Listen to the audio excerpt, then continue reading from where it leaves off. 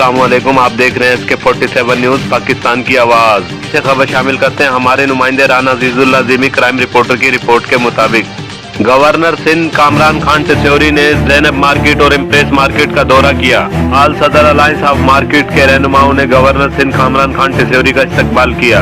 Governor Sindh ने आवाम और दुकानदारों के मसाइल दरियाफ्त किए। इस मौके पर गवर्नर सिंध कामरान खान टिस्योरी ने मीडिया से गुफ्तगू करते हुए कहा कि बिस्मिल्लाहिर्रहमानिर्रहीम। ऑल ताजिर अलायंस सदर अलायंस मार्केट एसोसिएशन की दावत पर मैंने आज ज़ैनब मार्केट और फिर अब एम्प्रेस मार्केट और कॉर्पोरेट मार्केट जो है कोऑपरेटिव मार्केट, इन सब के रोज़ाना की बुनियाद पे मैं दौरे कर रहा हूँ। उसकी एक वजह ये भी है कि आपने देखा होगा पिछले 4-5 महीनों में इन मुख्तलिफ मार्केट्स में, मदीना मॉल में, मदीना मार्केट, यहाँ आग लगी, जहाँ बहुत सारी मार्केट्स जो है नजर आतिश हो गई। और ये वो लोग हैं जो इस मईशत में टैक्स दे के अपना हिस्सा डालते हैं। लेकिन मैंने ये महसूस किया और इन्होंने आज मुझे खुद बताया है कि कोई भी इस तरह का हुकूमती नुमाइंदा इनके पास चलकर इनके दुकानदारों के पास नहीं आया। सही कह रहा हूं मैं? इनसे मिलने का मकसद इनके उन जख्मों पर मरहम रखना, इनसे बातचीत करना, और जो करोड़ों रुपए का इनका आज दिन तक का नुकसान हुआ है, जिसकी कोई हुकूमती सतह पर दरासी नहीं की गई, कोई इनको माली फायदा नहीं दिया गया, बल्कि ये अपनी मदद आपके तहत सारे मसाइल से खुद ही लड़ते हैं, चाहे वो टैक्स हो, बिजली के महंगे बिल हो, या दूसरे FBR के मुख्तलिफ मसाइल हो। तो इनके पास आना, इनसे मिलना और इनकी खैरियत दरियाफ्त करना, मैं समझता हूं कि उससे भी इनको बड़ा हौसला मिला है। और मैंने इनको अपने पास गवर्नर हाउस आने की दावत भी दी है। मसाइल बेपनाह है, इसमें कोई दो राय नहीं है।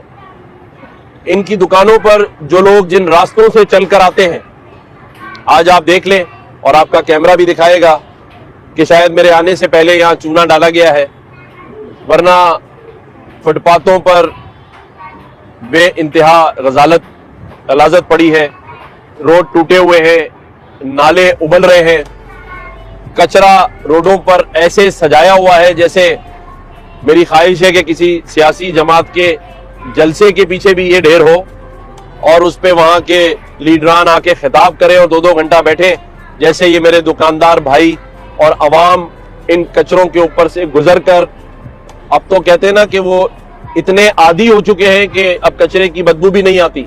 ऐसा ही है।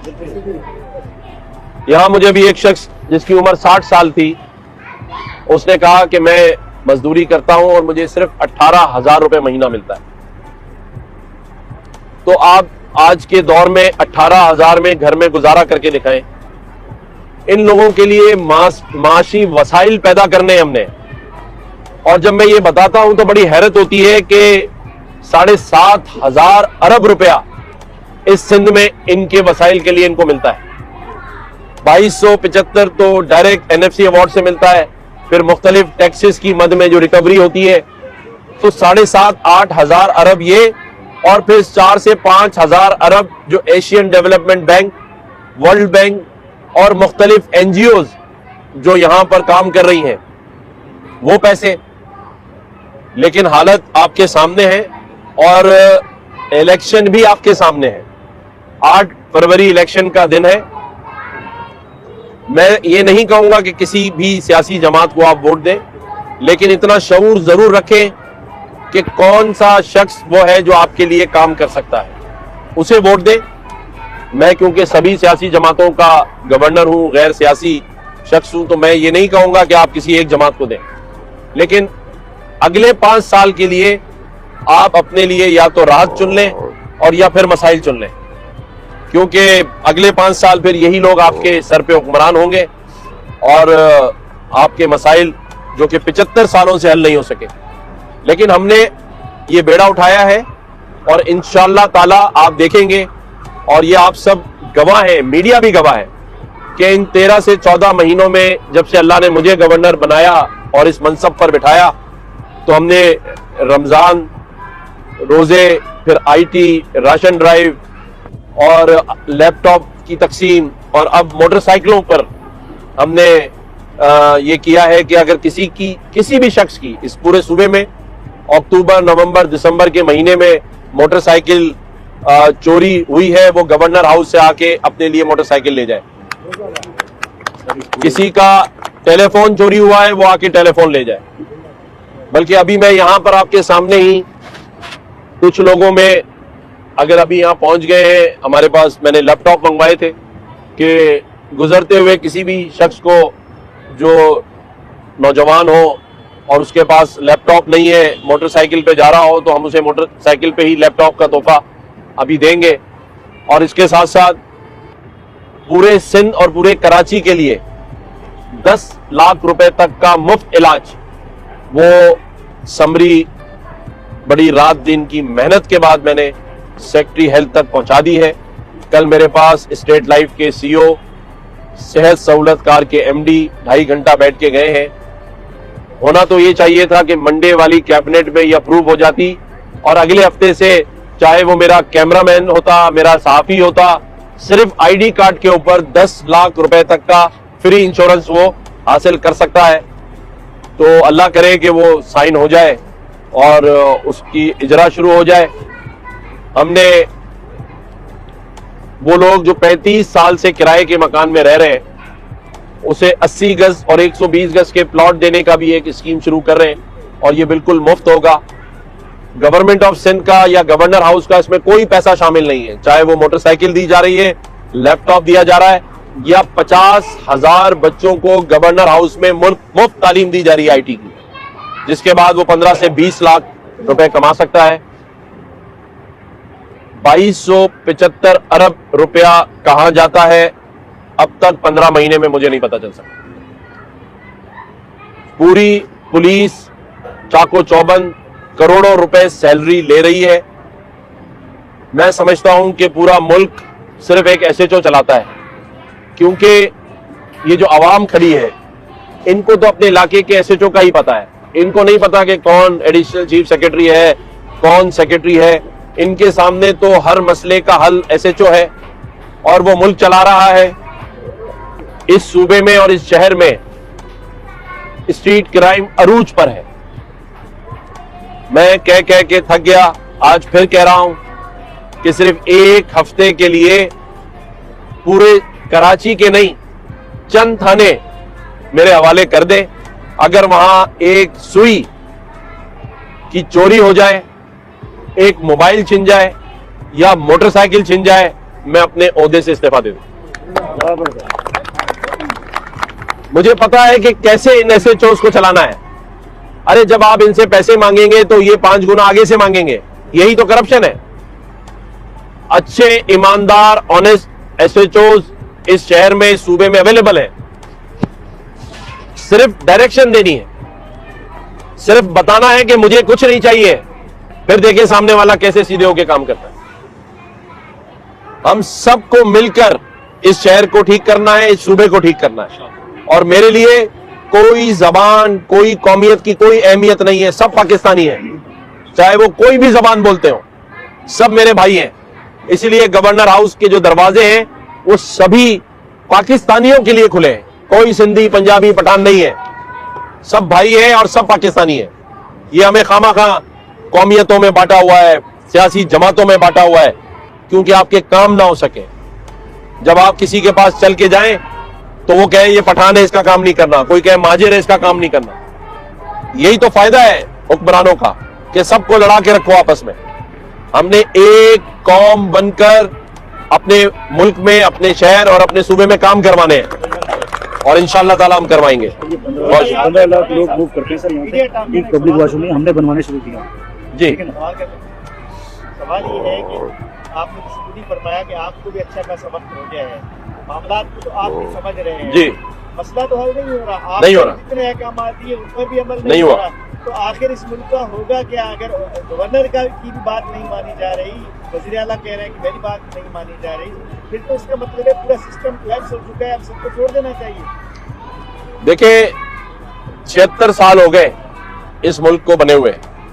यहाँ ये जो दुकानदार है, ये करोड़ों रुपए टैक्स की मद में देते हैं। मुझे आप मेरे साथ चले, इस पूरी पट्टी में या पूरी कराची में कहीं आपको पब्लिक वॉशरूम नजर नहीं आएगा। अगर अभी हमें किसी को इमरजेंसी में वॉशरूम जाना हो तो एक दूसरे से पूछते रहेंगे, वहां तक घर पहुंच जाएंगे, वॉशरूम नहीं मिलेगा। तो आपका जो सवाल था उसका मैंने ये जवाब इसलिए दिया कि जब एक पब्लिक वॉशरूम नहीं बन सका 76 सालों में, तो ये बड़े बड़े काम जिसके ख्वाब हमें दिखाए जाते हैं ये नहीं होने वाले हैं जब तक इनमें शऊर पैदा नहीं होगा, जब तक अवाम एक नहीं होगी। ये मेरी बात लिख लो, जब तक एक कौम नहीं बनोगे कोई काम नहीं होगा तुम्हारा।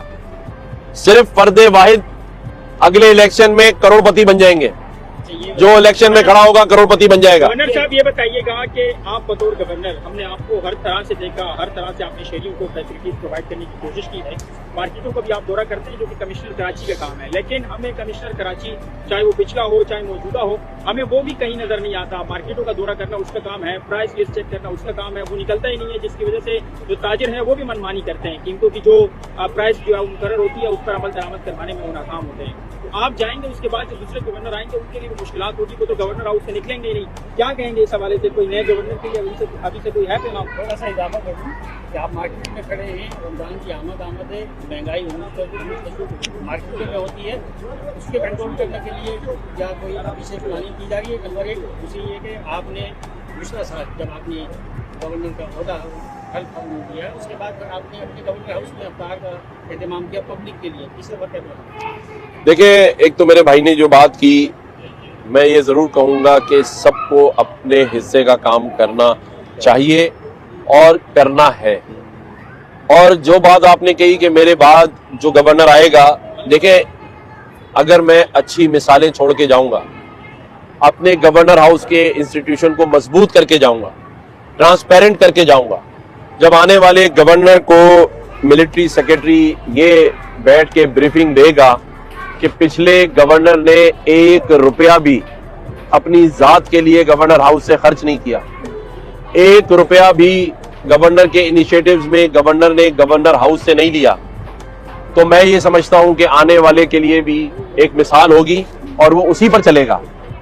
और इसी तरह से जो पब्लिक के लिए हमने इनिशिएटिव्स लिए हैं, अगर वो उन पर नहीं कायम दायम रहेगा, जैसे आईटी की हमने यूनिवर्सिटी गवर्नर हाउस में बना दी है, यूनिवर्सिटी बनाई है हमने। मैं आवाम को कहता हूं आए और देखें कि एयर कंडीशन 24,000 स्क्वायर फीट की ये यूनिवर्सिटी, जिसमें 40 वॉशरूम, कैफेटेरिया, पार्क, गाड़ी पार्क करने की जगह, 600 लोगों की कंप्यूटर लैब और 2,500 लोगों की क्लास, ये सारा कुछ गवर्नर हाउस में बन चुका है।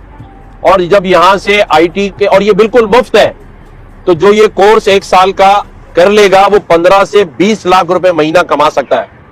और अभी तो ये हम आइंदा अल्लाह ताला ने अगर मौका दिया तो हमारे इन नौजवानों के लिए, ये नौजवान हैं, इनको तो बाहर अगर किसी मुल्क में हो तो बैंक में जाएं और बाहर निकलते हैं तो गाड़ी की चाबी हाथ में होती है कि कमा के पैसे भर सकते हैं। इनको जो सहूलियात थी वो कभी दिखाई नहीं गई हैं, इंशाअल्लाह वो रास्ता दिखाएंगे कि जहां इन नौजवानों के मुस्तकबिल को बेहतर किया जा सके। भाई ने पूछा कि पिछले साल हमने रमजान में 3.5 लाख लोगों को इफ्तार डिनर कराया था अपने जाती अखराजात से। इस बार 1 मिलियन 10 लाख लोगों के लिए इफ्तार और डिनर का एहतमाम गवर्नर हाउस में करेंगे और उससे बेहतर तरीके से करेंगे। और आप सबको मेरी तरफ से दावत है, खास तौर पे एम्प्रेस मार्केट, ज़ैनब मार्केट और जितने आपकी अलायंस में सदर में, उन मार्केटों वालों को आप लाएं और आके देखें कि कैसे हम लोगों की खिदमत करने के लिए इस गवर्नर हाउस को हमने खोला हुआ है, एक बेल ऑफ होप लगाई है। और मैं समझता हूं कि हर वो काम, बल्कि मैं 1-2 ऐलानात और करना चाहता हूं। एक तो जिस शख्स की भी मोटरसाइकिल चोरी हुई है और उसकी FIR SHO नहीं काट रहा है, वो गवर्नर हाउस में फौरन आ जाए, गवर्नर हाउस आ जाए फौरन। गवर्नर हाउस में पूरी टीम हमने बिठाई है रात दिन। उस SHO को सस्पेंड कराने के लिए फौरी तौर पे हम IG को खत लिखेंगे राइटिंग के अंदर और मीडिया को उसकी कॉपी भेजेंगे। जो मोटरसाइकिल वालों की FIR नहीं काट रहा है, मोबाइल टेलीफोन वालों की FIR नहीं काट रहा है, और इसके अलावा कोई भी शख्स इस शहर में, इस सूबे में जिसे कोई ब्लैकमेल कर रहा हो, कर्ज वसूल करने के नाम पे परेशान कर रहा हो किसी भी हवाले से, वो शख्स गवर्नर हाउस आ जाए, मायूस ना हो। मैं वहां मौजूद हूं, इंशाअल्लाह ताला किसी को आपके साथ ज्यादती नहीं कर